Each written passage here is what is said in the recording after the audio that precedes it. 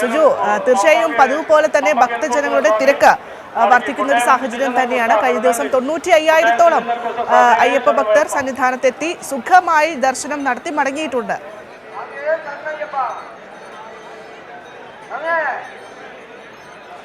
തീർച്ചയായിട്ടും ഭദ്ര, അതുതന്നെയാണ് ഏറ്റവും പോസിറ്റീവായി നമുക്ക് ശബരിമല സന്നിധാനത്ത് നിന്ന് നൽകാൻ സാധിക്കുന്നത്. തീർത്ഥാടകരുടെ എണ്ണം വലിയ രീതിയിൽ വർദ്ധിക്കുന്നുണ്ട്. നമുക്കിപ്പം ദൃശ്യങ്ങളിലേക്ക് പോയി കഴിഞ്ഞാൽ നല്ല ഒരു ക്യൂ തന്നെ കാണാൻ സാധിക്കും. ഈ ഫ്ലൈഓവറൊക്കെ നിറച്ച തീർത്ഥാടകരുടെ ഒരു ക്യൂ ആണ് കാണാൻ സാധിക്കുന്നത്. രാവിലെ തന്നെ 30,000-ഓളം അധികം തീർത്ഥാടകർ ഇപ്പോൾ ദർശനം നടത്തിക്കഴിഞ്ഞിരിക്കുകയാണ്. ഇന്നലെ 95,000-ലധികം തീർത്ഥാടകരാണ് ശബരിമലയിൽ ദർശനത്തിനായി എത്തിയത്. 1,00,000-ഓളം ആളുകൾ പ്രതിദിനം മല ചവിട്ടുന്നുള്ള കണക്കാണ് പുറത്തു വരുന്നത്. എന്നിട്ടും പരാതികളോ പരിഭവങ്ങളോ ഒന്നും തന്നെ ഈ തീർത്ഥാടന വേളയിൽ ഉണ്ടാകുന്നില്ല എന്നത് ശ്രദ്ധേയമാണ്.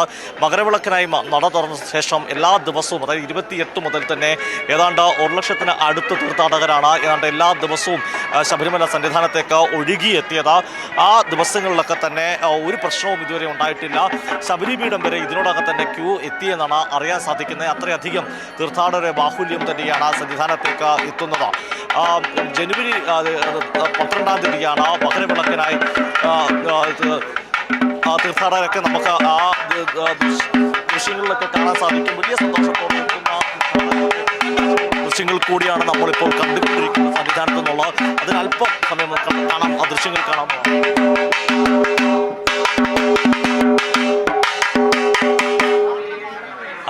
അത്തരത്തിൽ അവരുടെ വിശ്വാസത്തിൽ അവരുടെ വിവിധ വാദ്യോപകരണങ്ങളായി സന്നിധാനത്തേക്ക് എത്തുന്ന തീർത്ഥാടകരുമുണ്ട്. അത്തരത്തിലൊരു തീർത്ഥാടക സംഘത്തിൻ്റെ ദൃശ്യങ്ങളിലേക്കാണ് നമ്മൾ കണ്ടത്.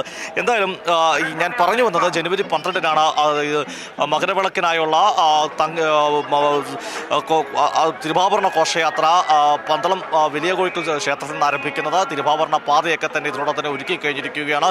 ശബരിമല സന്നിധാനവും ഏതാണ്ട് മകരവിളക്കിനായി ഒരുങ്ങുന്ന ഒരു സാഹചര്യത്തിലേക്കാണ് നീങ്ങുന്നത്. ഇനി അധിക ദിവസമില്ല മകരവിളക്കിനായി.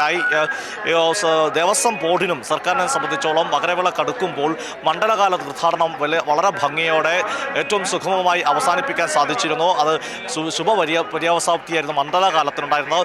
രണ്ട് മകരവിളക്ക് തീർത്ഥാടനത്തിനും സമാനമായ രീതിയിൽ തന്നെ ശുഭപര്യാപ്തി ഉണ്ടാകുമെന്ന പ്രതീക്ഷ തന്നെയാണ്. അത്തരത്തിലാണ് കാര്യങ്ങളെല്ലാം മുന്നോട്ട് പോകുന്നത്. ഭദ്ര.